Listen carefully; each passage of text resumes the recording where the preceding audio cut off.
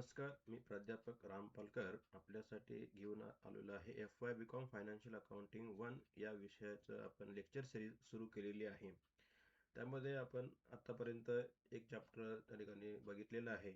अमॅलगमेशन of partnership form आपण सुरू केलं होतं. आता आज आपण या सिरीजमध्ये दुसरं चॅप्टर जे काही आहे रॉयल्टीचं चॅप्टर सुरू केलेलं आहे. त्याचं आज आपण पहिलं लेक्चर सुरू करणार आहेत, ज्यामध्ये आपण थेरी बेस जे काही असेल तर तो बघणार आहोत की रॉयल्टी अकाउंट्स तयार करताना किंवा रॉयल्टीचा प्रॉब्लेम सॉल्व्ह करताना आपल्याला कुठल्या गोष्टी आवश्यक आहे किंवा कुठल्या टर्म्स आवश्यक आहे किंवा कुठल्या बेसिक गोष्टी माहिती असणं गरजेचं आहे. जेव्हा आपल्याला बेसिक गोष्टी माहिती असतील त्यावेळेस आपण एखादा प्रॉब्लेम सॉल्व्ह करू शकतो.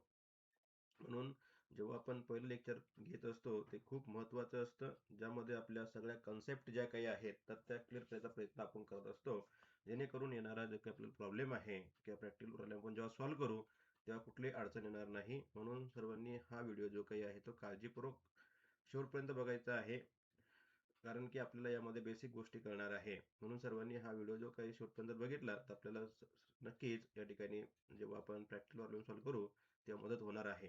तत्पूर्वी जे विद्यार्थी नवीन असतील त्या विद्यार्थ्यांनी आपलं चॅनल सबस्क्राईब करायचं आहे, म्हणजेच आपल्याला आपल्या विषयाचे जे काही व्हिडिओज आहेत तर ते मिळत राहतील आणि आपल्या अभ्यासाला मदत होईल. कारण की आपल्याला 22 तारखेपासून एक्झाम सुरू होणार आहे आणि त्यामध्ये आपल्याला अकाउंट हा विषय असणार आहे की ज्यामध्ये आपल्याला पाठांतर करून चालणार नाहीये किंवा कुठल्याही प्रकारचं आपण फक्त वाचून होणार नाहीये. आपल्याला त्या ठिकाणी अभ्यास करावाच लागेल, आपल्याला हे व्हिडिओ बघावंच लागतील. म्हणून सर्वांनी व्हिडिओ बघणं खूप गरजेचं आहे, कारण की फायनान्शियल अकाउंटचा निकाल या ठिकाणी कमी प्रमाणात लागत असतो. म्हणून आपला जो काही निकाल चांगला लागावा म्हणून सर्वांनी आपले पहिले व्हिडिओ असतील किंवा हे जे व्हिडिओ आपण तयार करतो आहे, पुढे व्हिडिओ आपण टाकणार आहेत, सर्व व्हिडिओज परीक्षेच्या अगोदर बघायचे आहेत, म्हणजे आपल्याला सहज त्या ठिकाणी चांगले मार्क मिळतील.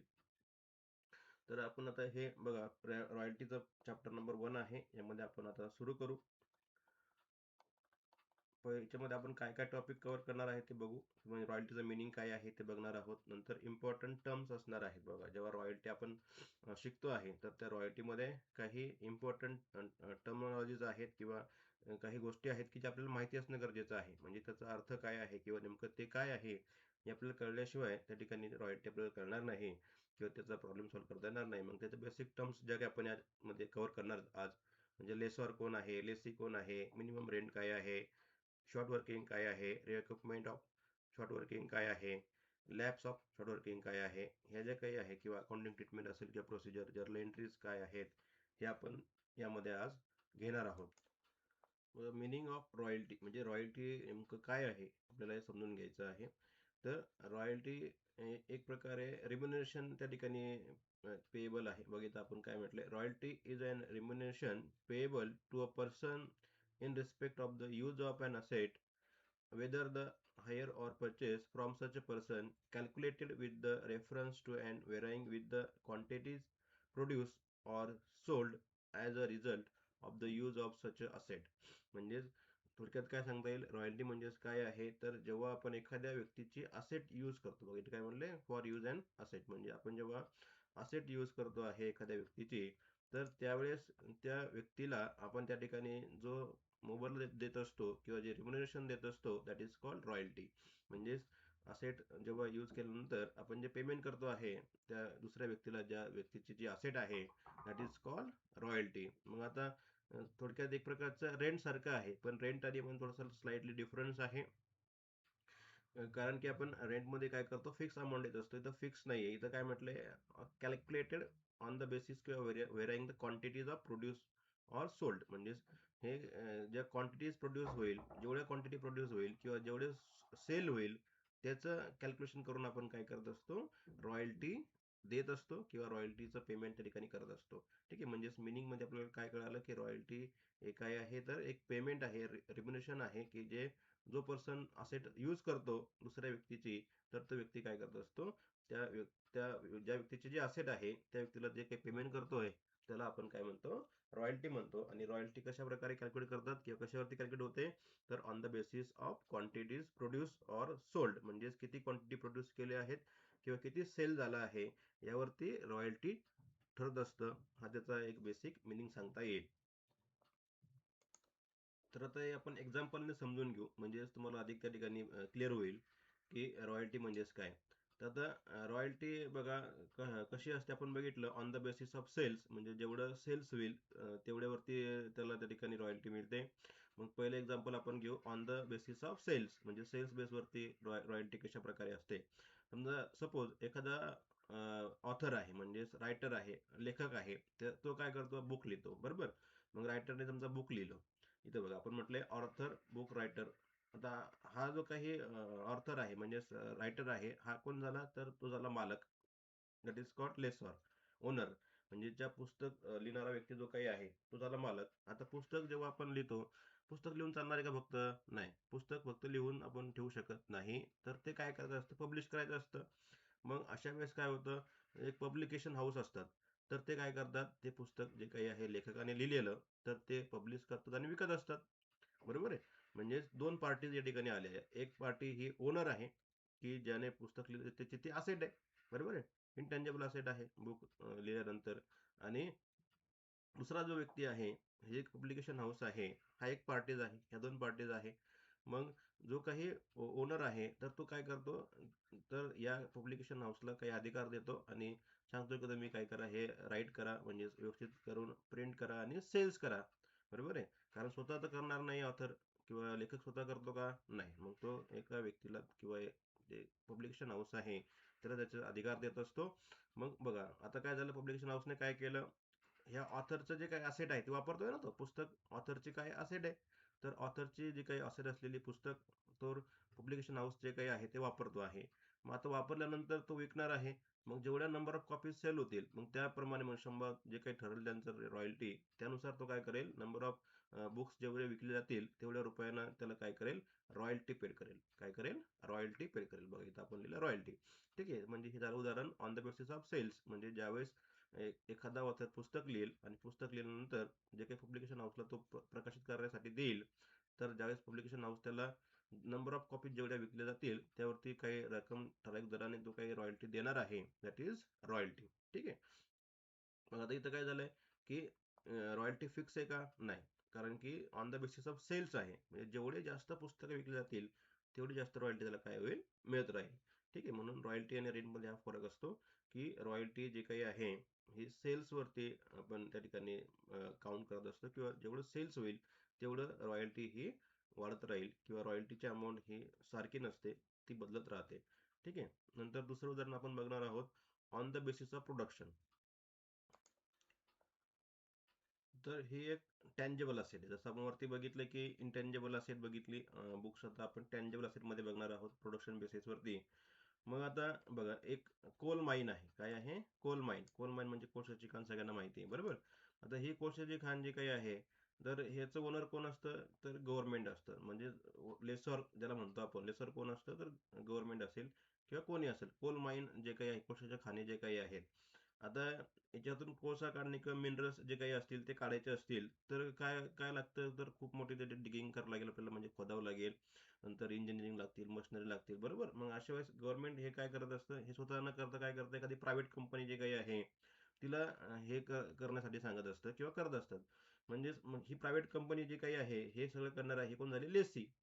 आपण बघितलं बघा, लेसॉर आणि लेसी, म्हणजेच मालक आणि त्या ठिकाणी भाडे वापरणारा किंवा वापरणारा जो काही व्यक्ती आहे तो. मग आता बघा काय होणार आहे, की गव्हर्नमेंट आणि कंपनीचा कॉन्ट्रॅक्ट होईल, आणि कॉन्ट्रॅक्टमध्ये कंपनी काय करणार आहेत, या कोल माइन्समधनं किंवा हे जे काही खाण आहे यातनं डिगिंग करून किंवा खोदकाम करून मिनरल्स किंवा जे काही कोळसा असेल किंवा व्हॉटएव्हर जे काही असेल ते काढणार आहे. मग जेवढं प्रोडक्शन होईल तेवढ्या प्रोडक्शनवरती त्या ठिकाणी एक ठराविक दराने काही ₹5,000 जे काही रेट असेल किंवा व्हॉटएव्हर जो काही रेट ठरेल, त्या दराने कंपनी कंपनी काय करेल, गव्हर्नमेंटला ते रॉयल्टी पेमेंट करेल. म्हणजेच हे अशा प्रकारची कन्सेप्ट ही रॉयल्टीची असते, की ज्यामध्ये काय होतं आहे, की एखादी जे काही असेट आहे, जेव्हा एखाद्या असेटचा ओनर जो काही आहे, तर दुसऱ्या व्यक्तीला त्याचं ओनरशिप किंवा त्याचं जे काही अधिकार देतो वापरण्यासाठी, आणि जेव्हा तो दुसरा व्यक्ती वापरतो ते असेट, तेव्हा वापरल्यानंतर जो काही पेमेंट करतो त्या व्यक्ती ओनरला, दॅट इज कॉल्ड रॉयल्टी. ठीक आहे. म्हणजेच आपल्याला रॉयल्टी कन्सेप्ट समजली असेल, की ज्यामध्ये बेसिकली काय होतं आहे, तर ज्या व्यक्तीची असेट आहे, तर तो व्यक्ती ती असेट वापरत नाहीये, तर दुसरा व्यक्ती तो त्या व्यक्तीच्या असेट वापरतो आहे. परंतु ज्या व्यक्तीची जी असेट आहे, तर ते असेट वापरल्यामुळे तो दुसरा व्यक्ती काय करतो आहे, त्याला पेमेंट करतो आहे on the basis of productions किंवा on the basis of sales. That is called royalty. अशा प्रकारची एक रॉयल्टीची कन्सेप्ट आहे, सगळ्यांना कळाली असेल. चला पुढे जाऊ आपण. मग आता इम्पॉर्टंट टर्म्स आहेत काही, ज्या की रॉयल्टीमध्ये आपल्याला यूज करता येतील किंवा रॉयल्टी संबंधित काही बेसिक टर्मॉलॉजीज आहेत त्या बघायच्या आहेत. मग पहिलं आहे लँडलॉर्ड ऑर लेसॉर. बघा आता लँडलॉर्ड लेसॉर म्हणजेच कोण? He is the person who owner of the property and the receive the royalty. म्हणजे जो व्यक्ती रॉयल्टी रिसीव्ह करतो आहे, that is called landlord or lessor for giving a special right for using the property to other person. म्हणजे जो व्यक्ती आपली जी काही असेट आहे, तर तो असेट दुसऱ्या व्यक्तीला यूज करण्याचा अधिकार देतो, तो पर्सन कोण आहे? Landlord or lessor. ठीक आहे. लक्षात आपण हे बरेच वेळा डिस्कस केल्याच्या पूर्वी पण पण लक्षात घ्यायचं आहे, लेसॉर म्हणजेच कोण आहे किंवा लँडलॉर्ड म्हणजेच कोण आहे? The person who receive the royalty or the owner of the property. जो ओनर आहे, मालक आहे त्या प्रॉपर्टीचा, त्याला आपण काय म्हणायचं आहे? लेसॉर किंवा लँडलॉर्ड असं म्हणतो. नंतर लेसी. आता या दोन्हीमध्ये कन्फ्युज होऊ नका. वरती लक्षात ठेवायचं आहे, की लेसी म्हणजेच कोण आहे? He is a person who pay royalty for acquiring a special rights for using other property. म्हणजे जो व्यक्ती काय करतो आहे? रॉयल्टी पे करतो आहे. कशासाठी? त्याने काय केलंय? The acquiring rights of use of asset. म्हणजेच त्याने काय केलं आहे? दुसऱ्या व्यक्तीची असेट्स वापरण्यासाठी जी काही राईट्स वापरलेत किंवा वापरलेले जे काही असेट आहे, त्या बदल्यात त्यानं जे काही पेमेंट जो व्यक्ती करतो, तो व्यक्ती म्हणजेच कोण? लेसी. ठीक आहे. लक्षात येईल सगळ्यांना. लेसी म्हणजेच काय आहे, की जो व्यक्ती असेट वापरतो तो व्यक्ती. म्हणजेच थोडक्यात जो व्यक्ती रॉयल्टी पे करतो तो व्यक्ती म्हणजे लेसी. आणि लँडलॉर्ड म्हणजेच कोण किंवा लेसर म्हणजेच कोण? जो व्यक्ती रॉयल्टी रिसीव्ह करतो किंवा owner of the property, that is called lessor. या दोन गोष्टी आपल्या लक्षात ठेवायच्या आहे, लेसर आणि लेसी. लेसर म्हणजेच मालक आणि लेसी म्हणजेच थोडक्यात भाडेकरू, की जो असेट वापरतोय. ठीक आहे. नंतर एक महत्वाची कन्सेप्ट त्या ठिकाणी आहे, मिनिमम रेंट. ठीक आहे. आता हे मिनिमम रेंटला वेगवेगळे नावं आहेत. जसं की फिक्स रेंट आहे, नंतर डेड रेंट आहे, फ्लॅट रेंट आहे, कॉन्ट्रॅक्ट रेंट आहे. या नावाने ते ओळखलं जातं किंवा वेगवेगळे नावं त्या ठिकाणी असतात. बऱ्या एखाद्या वेळेस तुम्हाला एक्झामला डेड रेंट विचारलं, तर मग तुम्ही कन्फ्युज होणार की डेड रेंट काय आहे? डेड रेंट पण काय आहे? मिनिमम रेंटच आहे. किंवा फिक्स रेंट एखाद्या वेळेस तुम्हाला परीक्षेला विचारलं, तर तुम्हाला लक्षात आलं पाहिजे की फिक्स रेंट पण काय आहे? मिनिमम रेंटच आहे. नावं वेगवेगळे जरी असले तरी अर्थ एकच आहे. बऱ्यापैकी ते मिनिमम रेंट वापरतात, पण एखाद्या वेळेस ट्रिकी म्हणून किंवा कन्फ्यूज करण्यासाठी ते दुसरं नाव सुद्धा वापरू शकता. म्हणून आपल्याला माहिती असलं पाहिजे की मिनिमम रेंटला वेगवेगळे नावं काय आहे. तर फिक्स रेंट आहे, डेड रेंट आहे, फ्लॅट रेंट आहे, कॉन्ट्रॅक्ट रेंट आहे. हे सगळे त्याचेच नावं आहेत किंवा मिनिमम रेंट त्याला म्हणतो आपण. तर आता मिनिमम रेंट हे नावात त्याचा अर्थ आपल्याला दिसतोय की मिनिमम रेंट म्हणजेच काय असेल. म्हणजे मिनिमम रेंट म्हणजे ज्यावेळेस रॉयल्टी पेमेंट होतं, म्हणजे लेसी जो काही असतो, तो लेसरला पेमेंट करतो, तर मिनिमम रेंट त्याला तेवढं द्यावंच लागेल. म्हणजे एखाद्या वर्षी किंवा वर्षभरात आपण रॉयल्टी कॅल्क्युलेट करत असतो, तर त्या वर्षामध्ये त्याला तेवढं मिनिमम रक्कम त्या ठिकाणी द्यावीच लागते. That is minimum rent. म्हणजेच त्यापेक्षा तो कमी देऊ शकत नाही.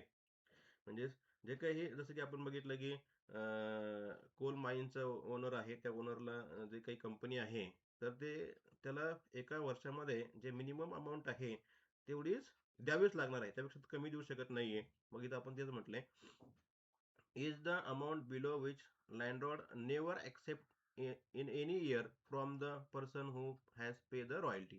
म्हणजेच या अमाऊंट पेक्षा तो कमी रक्कम स्वीकारत नाही किंवा घेत नाहीये. जो काही रॉयल्टी पे करणारा व्यक्ती आहे, त्या रॉयल्टी पे करणाऱ्या व्यक्तीला तेवढी रक्कम जी काही आहे, तर त्याला द्यावीच लागेल मिनिमम.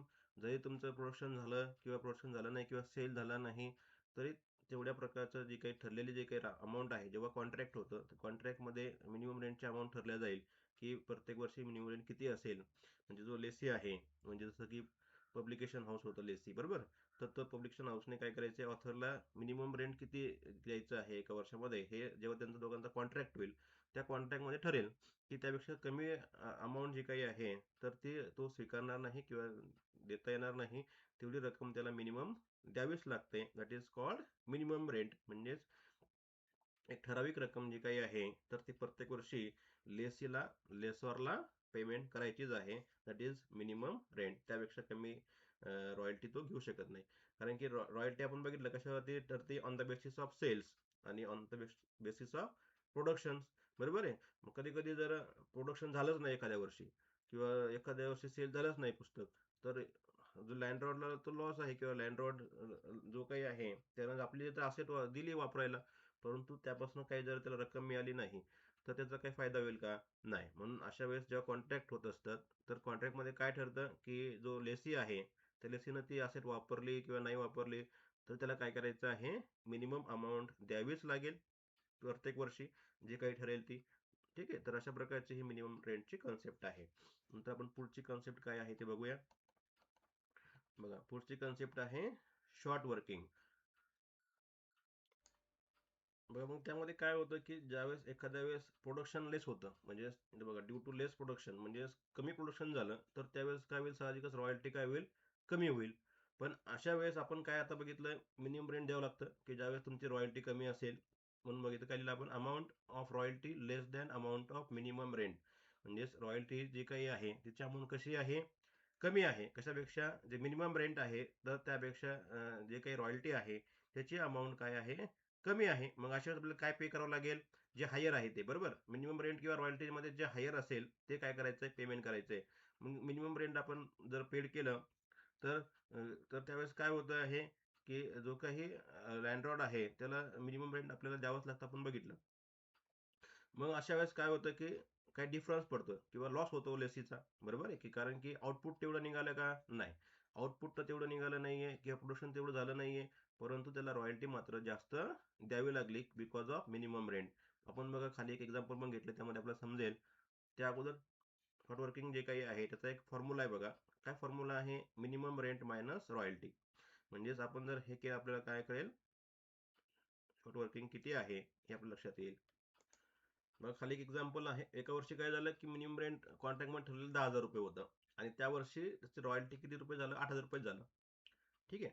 आता काय पे करावं लागेल आपल्याला, दोन आपल्याकडे अमाऊंट आहे. एक समजा एखाद्या पर्टिक्युलर इयरला काय झालं, 8,000 रुपयाचंच रॉयल्टी कॅल्क्युलेट झालं किंवा 8,000 रुपयाचं रॉयल्टी झालं.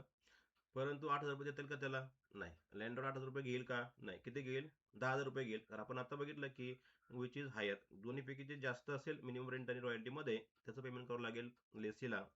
मग 10,000 रुपये दिले लेसीने, तर आता 10,000 रुपये दिल्यानंतर त्याला किती रुपयाचं त्या ठिकाणी आउटपुट मिळालं, 8,000च मिळालं. म्हणजेच 2,000 रुपयाचा काय झाला, लॉस झाला लेसीचा. तर जो झालेला लॉस जो काही आहे that is called short working. ठीक आहे. इतकं सिंपल आणि सरळ शॉर्ट वर्किंग आहे.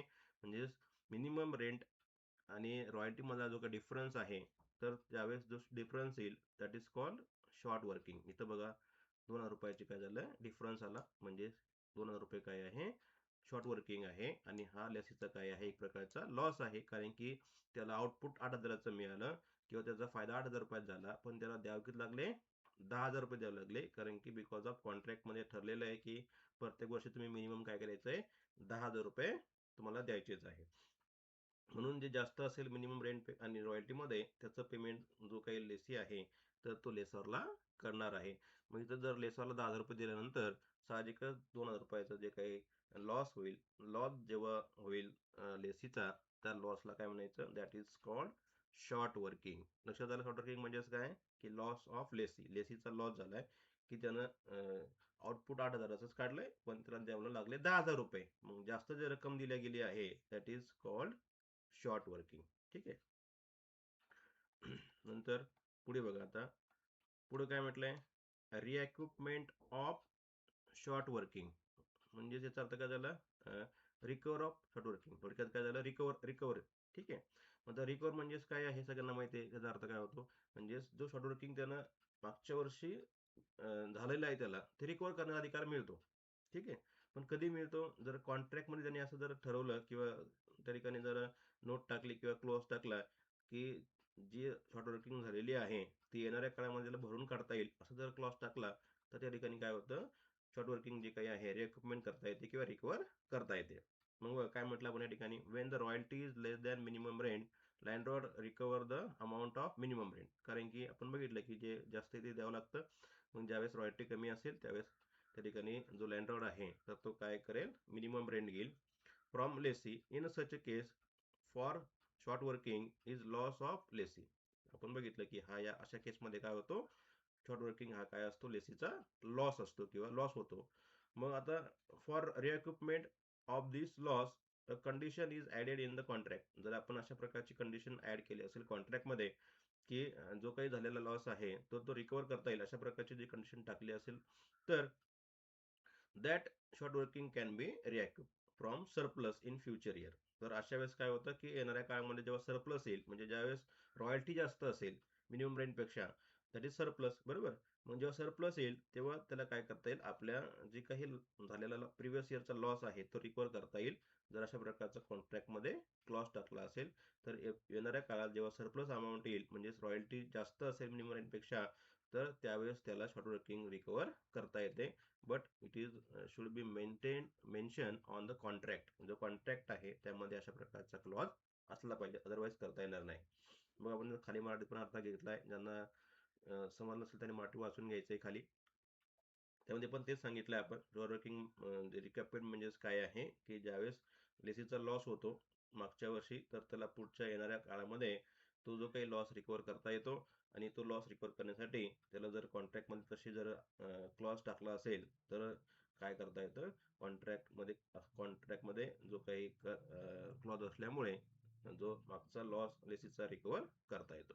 That is called recoupment of short working. म्हणजेच शॉर्ट वर्किंग रिकवर करता येते इन द नेक्स्ट इयर, जेव्हा सरप्लस असेल तर.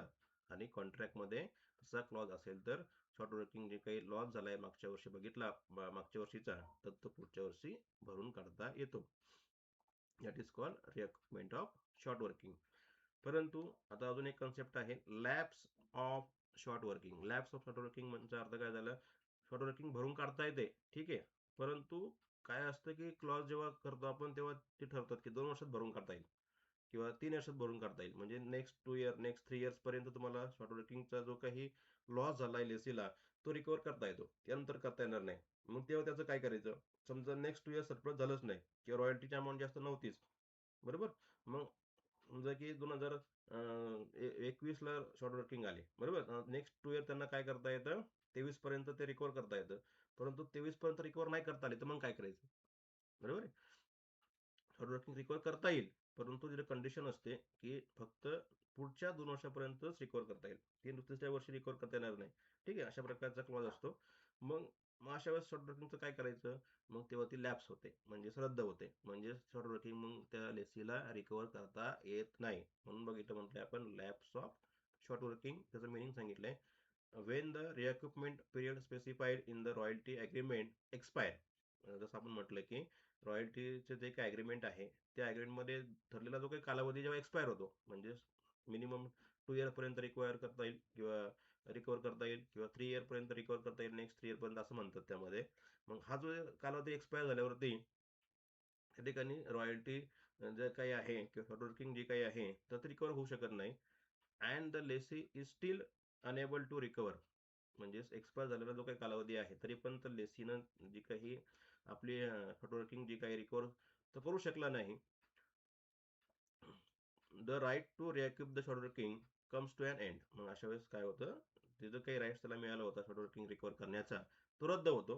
कारण की जे काही स्पेसिफिक टाइम दिला होता त्या टाइममध्ये तो शॉर्ट वर्किंग रिकवर करू शकला नाही, because of expiry of decided year. म्हणजे जे काही इयर डिसाईड झाले होते त्या इयरमध्ये तो आपले शॉर्ट वर्किंगची रिकव्हरी करू शकला नाही.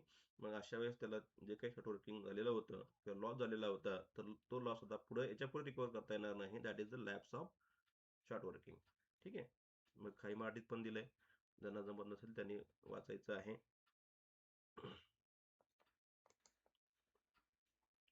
तर पुढे आता आपण बघणार आहोत की अकाउंटिंग प्रोसिजर काय असणार आहे या चॅप्टरमध्ये. म्हणजे आपलं बेसिक किंवा आता आपण जर बघितलं आपण ते आपल्याला याच्यावरून काय करायचं आहे. काय करायचं आपल्याला, in the books of Lacey, म्हणजे जो लेसी आहे लेसर आहे दोघांच्या बुकमध्ये करायचं आहे, पण लेसीच्या बुकमध्ये महत्त्वाचं असणार आहे. म्हणून इन द बुक्स ऑफ लेसीमध्ये काय करणार आपण, the following accounts are open. आपल्याला खालीप्रमाणे अकाउंट्स ओपन करायचे असतात. Royalty accounts, landlord accounts, short working accounts हे अकाउंट आपण ओपन करत असतो in the books of lessee. किंवा जर्नल एंट्री कसे करायचे आहेत त्या बघायचे आपल्याला. जनरल बहुतेक या प्रॉब्लेममध्ये जर्नल एंट्रीज असणार आहे. मग आता जर्नल एंट्री जेव्हा आपण करणार आहोत in the books of Lacey, बघा लेसी कोण आहे?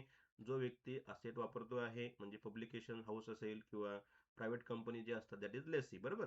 मग हा जो काही लेसी आहे, त्या लेसीच्या बुकमध्ये जेव्हा आपण एंट्र्या करणार आहोत किंवा त्याचं जे काही अकाउंटिंग प्रोसिजर करणार आहोत, तर ते करत असताना आपल्याला काय लक्षात घ्यायचं आहे की लेसी म्हणजेच कोण? जो व्यक्ती रॉयल्टी पे करतो. रॉयल्टी पे करतो त्याचा तो काय एक्सपेन्स असतो, बरोबर आहे. मग आता यामध्ये काय होणार आहे? फक्त तीनच गोष्टी होणार आहे प्रत्येक वर्षी. आता कॉन्ट्रॅक्ट जेव्हा होईल तो 5 वर्षाचा 10 वर्षाचा असेल, बरोबर. मग समजा 5 वर्षाचा कॉन्ट्रॅक्ट आहे, आपल्याला काय करायचं? 5 वर्षापर्यंत प्रत्येक वर्षी काय काय झालंय त्याचं आपल्याला रेकॉर्ड ठेवायचं आहे किंवा त्याचं आपल्याला एंट्री करायची आहेत, बरोबर आहे. मग या 5 वर्षामध्ये आपल्याला जेव्हा एंट्री करायच्या आहेत किंवा 3 वर्ष 2 वर्ष जे काही ठरलं असेल कॉन्ट्रॅक्टमध्ये, किती वर्षापर्यंत रॉयल्टी किंवा किती वर्षापर्यंत असत वापरायची आहे लेसीने, तेवढं आपल्याला काय करायचं आहे? एंट्री करायच्या आहेत, म्हणजे प्रत्येक वर्षी एंट्री करायच्या आहेत. ठीक आहे. मग आता मग प्रत्येक वर्षी एंट्री किती होतील? तर 3च एंट्री होतील. किती एंट्री होतील? ह्याच्या काही 3 एंट्री आपण इथं बघितल्या, ह्याच एंट्र्या होतील. याच्यानंतर पुढची एंट्री होणार नाही, फक्त अमाऊंट बदलेल, एंट्र्या मात्र सेम राहील. फक्त पहिली जी काही एंट्री आहे ती थोडी बदलणार आहे. आपण बघू कशी बदलणार आहे. तर लक्षात काय घ्यायचं तुम्हाला, की लेसीच्या बुकमध्ये फक्त काय करायचं, तुम्हाला 3 एंट्र्या करायच्या आहे प्रत्येक वर्षी आणि अमाऊंट लिहायची आहे. ठीक आहे. मग पहिली एंट्री कशाची होईल? पेएबल, म्हणजेच रॉयल्टी ड्यू आहे, रॉयल्टी पेएबल आहे, रॉयल्टी द्यायची आहे. दुसरी एंट्री काय होईल?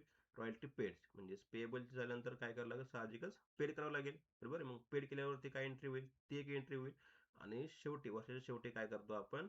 रॉयल्टी जी काही ट्रान्सफर करतो पीएल अकाउंट्सला, कारण आपल्याला अकाउंट्स क्लोज करायचे असतील तर रॉयल्टीचा अकाउंट आपल्याला काय करावं लागेल? ट्रान्सफर करावं लागेल पीएल अकाउंट्सला, कारण की रॉयल्टी काय आहे? एक्सपेन्स आहे त्या वर्षात त्या कंपनीचा. मग ती कंपनी जेव्हा आपलं फायनल अकाउंट तयार करेल, तर त्या फायनल अकाउंट्सला रॉयल्टी अकाउंटमधून काय करेल? आपलं जे काही रॉयल्टीचं पेमेंट केलं आहे तो एक्सपेन्स असल्यामुळे तो पीएल अकाउंट दाखवू शकते ती कंपनी, म्हणून ती तिसरी एंट्री होईल ट्रान्सफरची.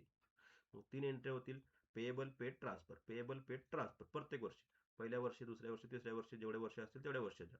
ठीक आहे. मग तेवढ्या एंट्री करायच्या आहेत प्रत्येक वर्षी.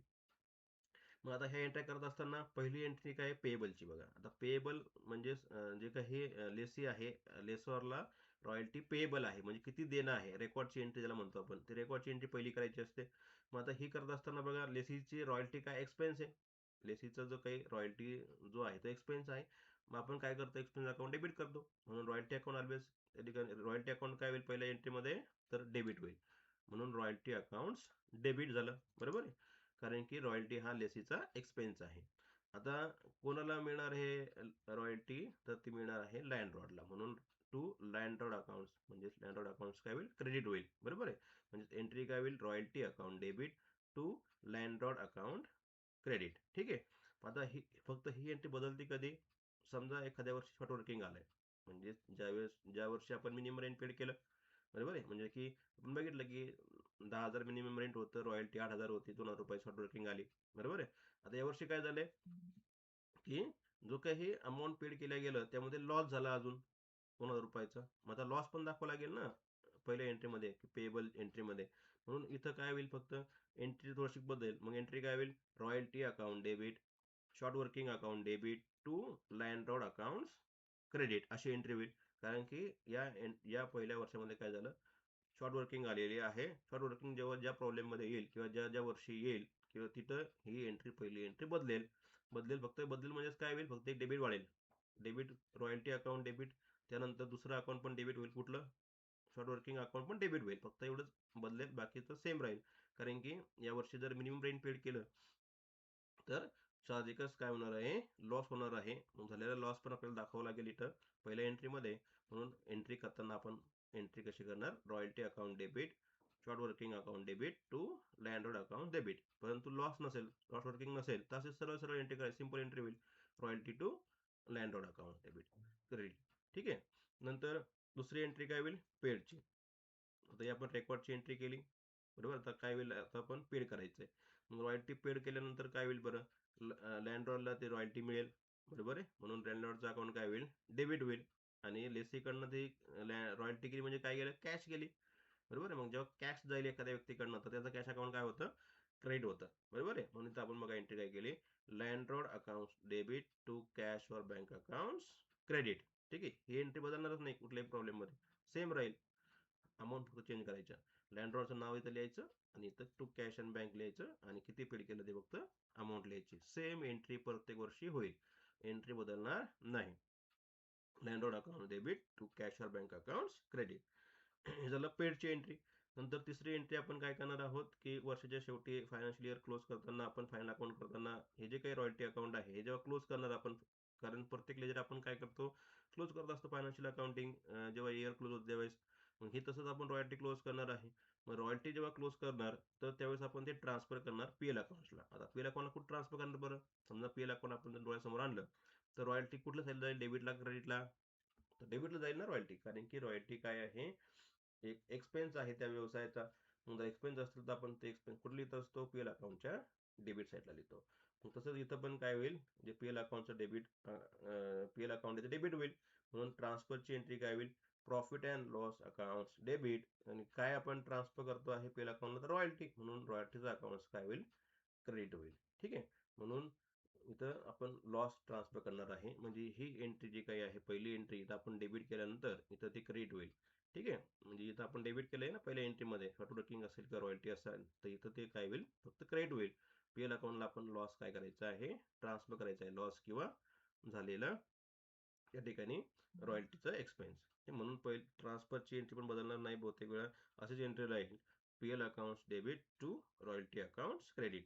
ट्रान्सफरची एंट्री, या तीन एंट्री ज्याला ज्याला कळाल्या, या तीन एंट्रीवरतीच पूर्ण प्रॉब्लेम हा अवलंबून असतो किंवा पूर्ण चॅप्टर अवलंबून आहे. Payable paid transfer, payable paid transfer तुम्हाला प्रत्येक वर्षी फक्त हेच करायचं आहे. ह्या एंट्री करायच्या, अमाऊंट लिहायच्या, एंट्री करायच्या, अमाऊंट लिहायच्या, बाकी काही करायचं नाहीये. म्हणून इतकं सरळ आणि सिंपल हे चॅप्टर आहे. आता आपण याचं पुढच्या लेक्चरला प्रॅक्टिकल प्रॉब्लेम घेणार आहोत. त्यामध्ये तुमच्या बऱ्याच ज्या कन्सेप्ट आहे त्या क्लिअर होतील, किंवा आज तुम्हाला थोडंफार काही जे कळालं नसेल तर ते येणाऱ्या लेक्चरमध्ये तुम्हाला सहज सगळ्या गोष्टी त्या ठिकाणी कळतील. म्हणून पुढचं लेक्चर जे काही आहे ते महत्त्वाचं होणार आहे. म्हणून सर्वांनी लेक्चर अटेंड करायचे आहेत. धन्यवाद.